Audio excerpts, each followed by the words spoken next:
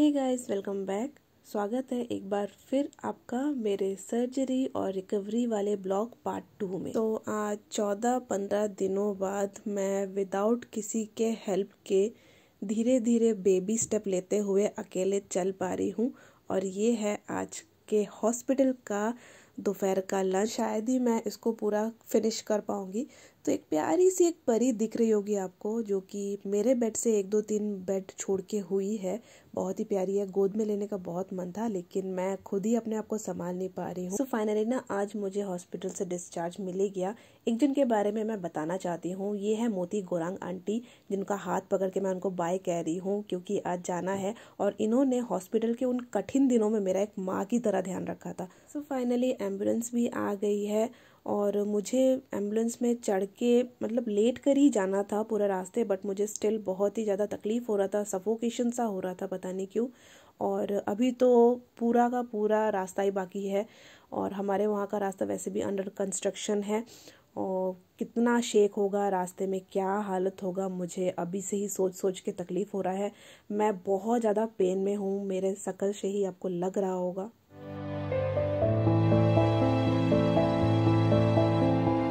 लेकिन जो भी पेन हुआ, जितनी भी तकलीफ़ें हुई मुझे रास्ते में, घर में आके जब अपने बच्चे को आप अपने पास पाओगे ना, तो मतलब वो सब पेन तो कहाँ गायब हो जाता है। कितना देर तक मुझे तकलीफ़ हो रहा था समारा को गोद में लेने के लिए, लेकिन कितना देर तक तो मैंने उसको लेके मैं रोती रही। और वो मुझे दिखाने लगी कि उसने इतने दिनों तक मुझे दिखाने के लिए क्या क्या रखा है, क्या क्या खरीदा है। वो सब लाके अपने खिलौने वगैरह मुझे दिखाने लगी। एक क्राउन खरीदा था उसने हमारे एनिवर्सरी को ध्यान में रखते हुए कि मम्मा आएगी तो पार्टी होगा, बट मुझे उस टाइम तो डिस्चार्ज मिला नहीं। तो घर आते ही उसने मुझे वो क्राउन पहना दिया और बोल रही है, मम्मा ये स्पेशली आपके लिए मैंने लिया है।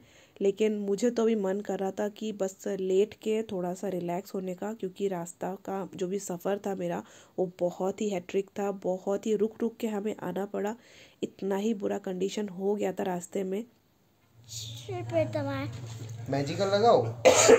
ये ना फूक मार तो पाएगी नहीं दीदी, इतने बार होगी। नॉर्मल एक ही लगा दे बस। वो है। जैसे ही मैं घर आई, मेरे सारे कज़न और जो भी रिलेटिव आसपास थे, सभी एक एक करके मुझसे मिलने के लिए आने लगे। और ये छोटा सा एक सरप्राइज़ प्लान किया था, बट वो सरप्राइज़ रहा नहीं।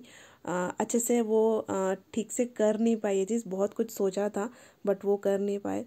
मुझे एक्चुअली बैठने में बहुत ज़्यादा तकलीफ़ हो रही थी। तो जल्दी जल्दी से जो भी केक आया था, और प्लस हमारा एनिवर्सरी का भी एक छोटा सा पार्टी बाकी था।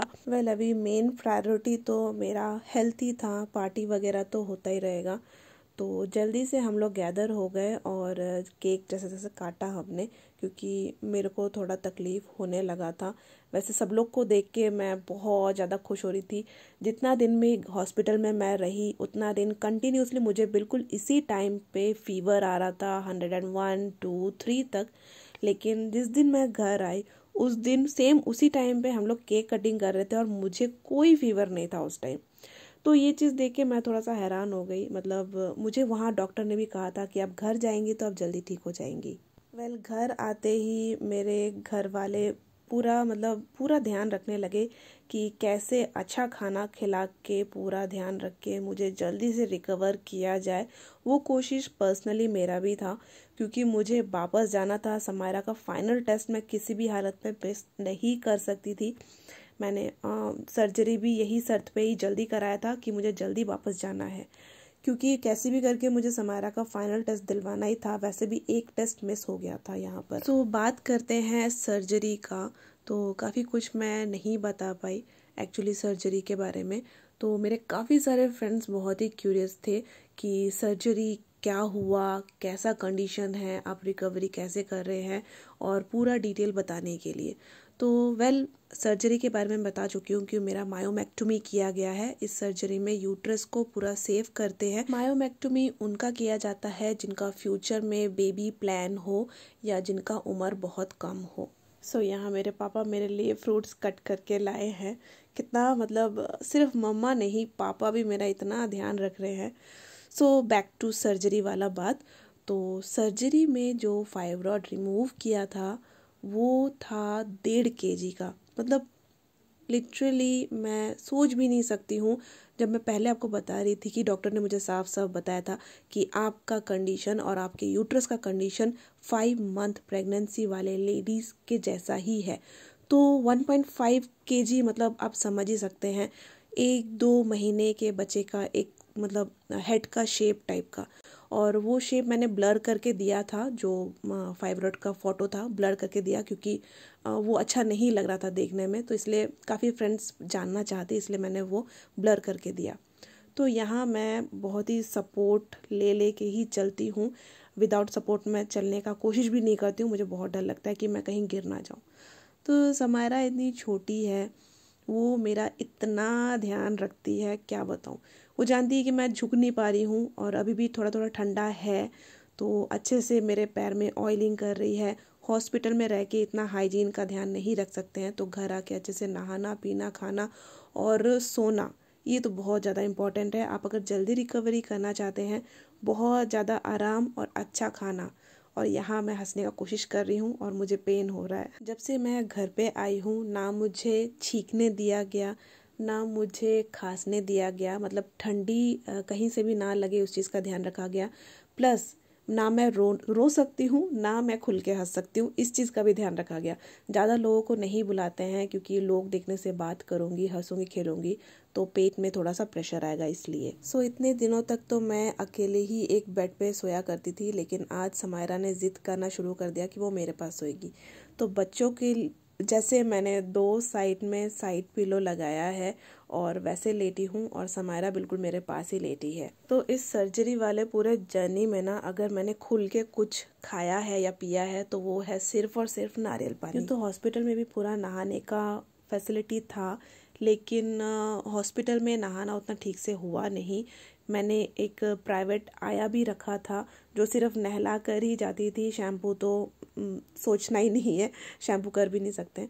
तो यहाँ संजू मेरा शैम्पू कर दे रहे हैं क्योंकि लगभग 20-25 दिन हो गए हैं मैंने ठीक से शैम्पू नहीं करा और बालों का हालत इतना ख़राब हो गया था कि मैं क्या बताऊँ।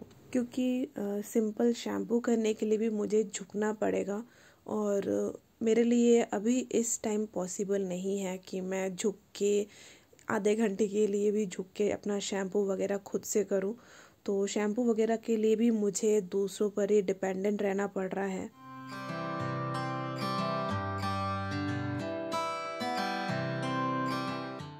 और आज मैं वैसे भी थोड़ा खुश हूँ क्योंकि इतने दिनों बाद मेरी दीदी और नीज़ मुझसे मिलने आने वाले हैं। How are you?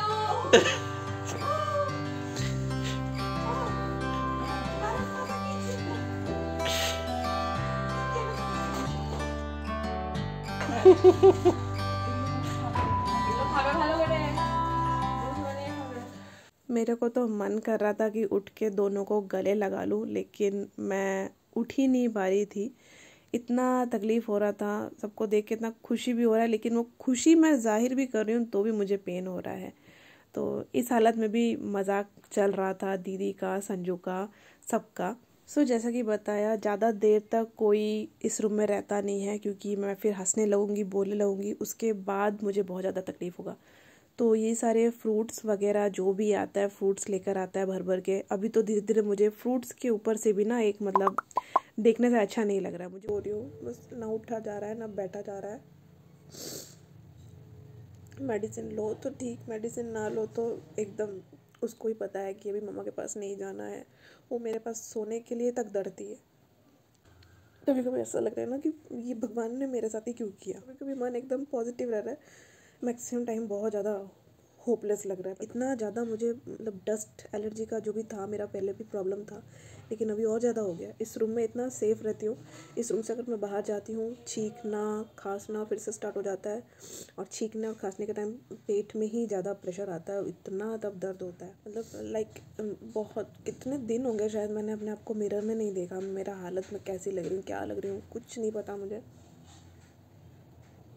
अभी बस ऐसा लग रहा है, मतलब डिप्रेस हो जा रही है, ऐसा लग रहा है एक रूम में बैठे बैठे।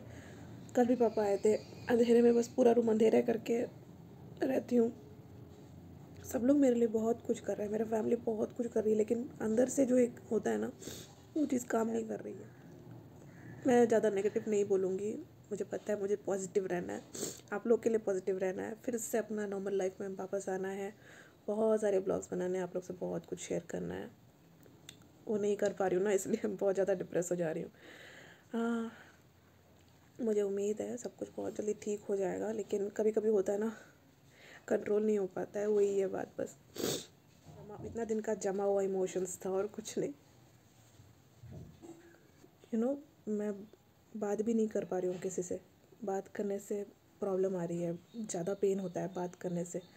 ज़ोर से नहीं बात कर सकती हूँ, ज़ोर से हंस नहीं सकती हूँ, जल्दी स्पीड में चल नहीं सकती हूँ, खांस नहीं सकती हूँ, छींक नहीं सकती हूँ। मतलब लाइफ पूरा स्टॉप हो गया है। अब एक की बेटी है, बेटी को भी वो खुद नहीं आ रही है मेरे पास कि अगर कहीं पर मेरा हाथ लग गया या कहीं पर कुछ हो गया, वो खुद नहीं आ रही है। मैं उसको क्या मना करूँ या दूसरे क्या मना करें, वो खुद ही नहीं आ रही है मेरे पास। तो सबसे ज़्यादा मुझे यही लग रहा और कुछ नहीं। सो मेरे ख्याल से ये मेरे पोस्ट सर्जरी का डिप्रेशन है, क्योंकि एक ही घर में पड़े पड़े बैठे बैठे और कहीं पर जा भी नहीं पा रही हूँ। तो पेरेंट्स को भी पता चल रहा था कि मैं कहीं ना कहीं अंदर डिप्रेस होती जा रही हूँ। तो पेरेंट्स ने ही प्लान करा था, वही सबको मना कर रहे थे आने के लिए। बाद में उन्होंने ही सारे कज़न लोग को बुलाया, सब लोग आए और उस दिन थोड़ा हंसते खेलते पापा पहली बार बोलने लगे कि आज तो लग रही है कि तेरा ऑपरेशन नहीं हुआ है, तो बिल्कुल नॉर्मल हो गई है। क्योंकि काफ़ी देर बैठना खेलना हंसना हंसाना हुआ, प्रॉब्लम यूँ तो हो रहा था, बट सबको देख के बहुत ज़्यादा खुशी में मैं आधा ठीक हो गई थी।